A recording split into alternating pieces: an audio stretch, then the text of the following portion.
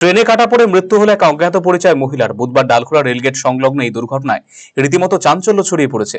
সূত্রের খবর, দিন দুপুর নাগাদ ডাউন লাইনে একটি গুডস ট্রেন যাওয়ার সময় এই দুর্ঘটনাটি ঘটে। ঘটনার পর মৃতদেহ উদ্ধার করে ময়নাতদন্তের জন্য রায়গঞ্জ মেডিকেল কলেজ হাসপাতালে পাঠিয়েছে ডালখোলা জিআরপিএফ। মৃত মহিলার পরিচয় জানতে খোঁজ করার পাশাপাশি পুরো ঘটনা তদন্ত শুরু করেছে পুলিশ।